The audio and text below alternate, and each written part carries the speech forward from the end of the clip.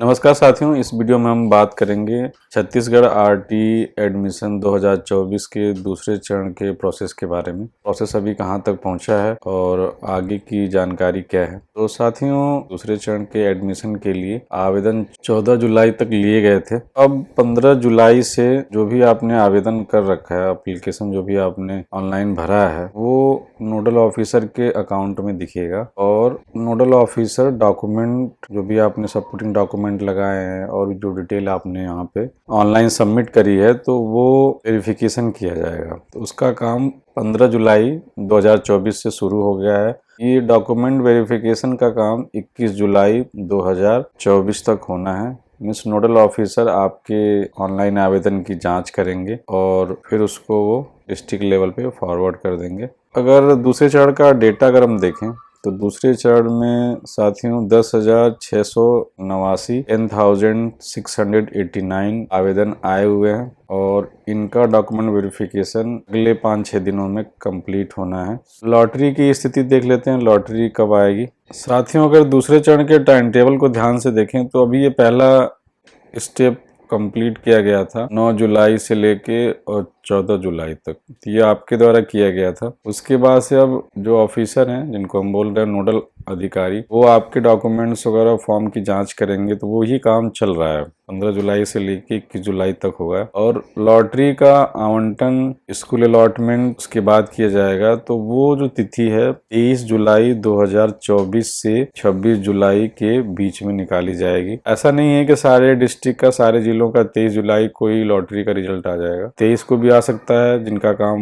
हो जाएगा अलॉटमेंट वगैरह, 24 को भी आ सकता है, 25 को भी आ सकता है और 26। तो ये पूरा इन्होंने 3-4 दिन का समय दिया है। तो इस बीच में किसी भी दिन आपके डिस्ट्रिक्ट की लॉटरी निकल सकती है। तो आप चेक करते रहेंगे। लॉटरी चेक कैसे करना है अभी हम इस वीडियो में आगे बात करेंगे, ताकि आपको अपने आवेदन की स्थिति पता चल जाए और आप अपने बच्चे का स्कूल अलॉटमेंट देख पाए कि आपके बच्चे को स्कूल मिला है कि नहीं। जैसे लॉटरी अलॉट हो जाएगी, लॉटरी अलॉटमेंट के बाद फिर दाखिला प्रक्रिया 29 जुलाई से लेके 11 अगस्त के बीच में करना है। तो अभी जो प्रोसेस चल रहा है 15 जुलाई से लेके 21 जुलाई वाला, उस प्रोसेस को भी समझ लेंगे और फिर लॉटरी को चेक कैसे करना है ये भी आप अच्छे से समझ लेंगे। आगे वीडियो में हम इसको बताने जा रहे हैं। लॉटरी या आवेदन की स्थिति को देखने के लिए सबसे पहले आप आरटी पोर्टल rt.cg.nic.in विजिट करेंगे। इस पेज में आपको नीचे जाना है और इसमें ये जो ऑप्शन दिख रहा है छात्र पंजीयन, इस पे आप क्लिक करेंगे। ये है ऑप्शन आरटी आवेदन की स्थिति देखें। यहाँ से आप अपने आवेदन की स्थिति देख सकते हैं और लॉटरी का रिजल्ट भी आप यहीं से देखेंगे। आवेदन की स्थिति देखने के लिए आपको अपने आवेदन का आवेदन क्रमांक पता होना चाहिए और बच्चे की जन्म तिथि। तो दोनों एंट्री आप यहाँ पे एंटर करके, टाइप करके और आवेदन की स्थिति देख सकते हैं कि फॉर्म का भी क्या स्टेटस है, फॉर्म आपका एक्सेप्ट हो गया है कि नहीं, कौन सी स्थिति है आवेदन की। और जिस दिन लॉटरी निकलेगी तो आप उसमें अपने फॉर्म को चेक कर सकते हैं कि आपके एप्लीकेशन के बिहाफ में आपको स्कूल अलॉट हुआ है कि नहीं। आवेदन की अभी तक की स्थिति ऐसा कुछ दिखेगा आपको। एक स्टेटस ये हो सकता है आवेदन का कि अप्लाइड है। उसके अलावा और कौन कौन से आवेदन हो सकती है उसको देखें। आवेदन करने के बाद जो पहली स्थिति आपको मिलती है वो है अप्लाइड। जो भी आपने ऑनलाइन किया है वो आपके नोडल अधिकारी, जो भी आपने स्कूल चूज किया है, हर एक विद्यालय के नोडल अधिकारी हैं, तो उनके लॉगिन में वो रिफ्लेक्ट होती है, दिखती है। तो सबसे पहली जो स्थिति होती है आवेदन की वो होती है अप्लाइड। के बाद से नोडल अधिकारी उस आवेदन की जांच करते हैं, डॉक्यूमेंट वगैरह वेरीफाई करते हैं और फिर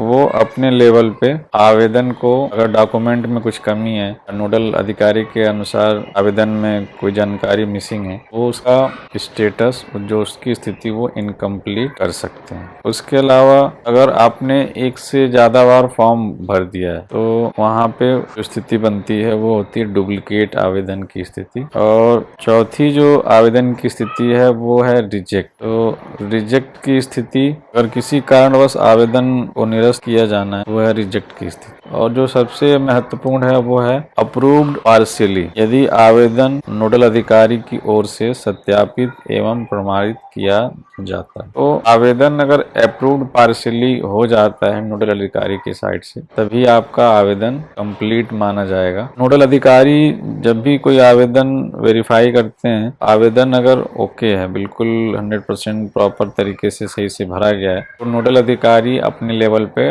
आवेदन को अप्रूव्ड पार्शियली, आवेदन की स्थिति को अप्रूव्ड पार्शियली बदल देते हैं। आवेदन की पहले स्थिति क्या थी? अप्लाइड। अब नोडल ऑफिसर जो भी अधिकारी हैं वो आवेदन की वर्तमान स्थिति और आवेदन उनके हिसाब से पूरी तरीके से सही कंप्लीट किया गया है, डॉक्यूमेंट वगैरह वेरीफाइड हो गए प्रॉपरली, आवेदन की वर्तमान स्थिति को वो कर देंगे अप्रूव्ड पार्शियली, और वो उनको रिमार्क भी देना है, कमेंट भी देना है कि आवेदन सही पाया गया, और स्थिति बदले पे वो क्लिक करते हैं। तो ये नोडल अधिकारी के अकाउंट में ऐसे ही दिखता है, आपका ऊपर फॉर्म दिखेगा और फॉर्म को वो अधिकारी अपने लेवल पे वेरीफाई करते हैं और उसके बाद से स्थिति को बदलते हैं। और सबसे खास बात यह है कि जब भी किसी आवेदन की स्थिति में बदलाव किया जाएगा, एसएमएस के माध्यम से जानकारी पालक तक स्वतः ही पहुंचा दी जाएगी। तो ये भी आप इंश्योर करें कि आपको भी अपने आवेदन का स्टेटस एसएमएस के माध्यम से मिल गया है अप्रूव्ड पार्शियली, क्योंकि यहाँ बकायदा उन्होंने मेंशन किया है कि जब भी किसी आवेदन की स्थिति में बदलाव किया जाता है, मीन्स अगर नोडल ऑफिसर, नोडल अधिकारी आवेदन की स्थिति में बदलाव करेंगे तो उसकी सूचना आपको एसएमएस के माध्यम से मिलेगी। एक और खास बात है इसमें, यदि किसी आवेदन को डुप्लीकेट बताया जाता है तो ध्यान रहे कि उस बालक बालिका का कोई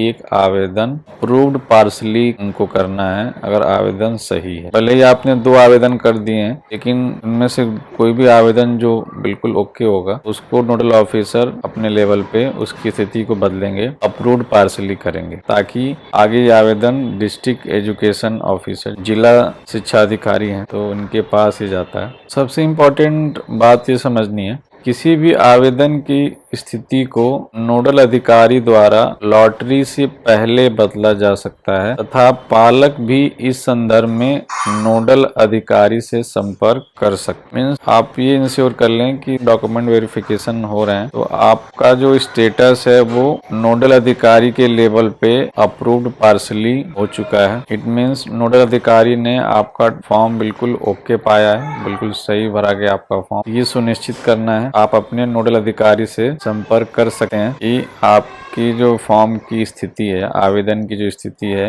वो अप्रूव्ड पार्शियली हो गई है कि नहीं, मीन्स नोडल अधिकारी के लेवल पे आपका फॉर्म अप्रूव कर दिया गया है कि नहीं। अगर कोई भी आवेदन की स्थिति में इशू है तो आप उसको लॉटरी से पहले ही बदलवा सकते हैं, नोडल अधिकारी से रिक्वेस्ट करके लॉटरी से पहले बदलवा सकते हैं। अगर नोडल अधिकारी आवेदन की स्थिति में बदलाव कर देंगे, उसके पश्चात डिस्ट्रिक्ट एजुकेशन ऑफिसर के स्तर पर पुनः आवेदन की स्थिति को बदला जा सकता है जो सही एवं मान्य होगा।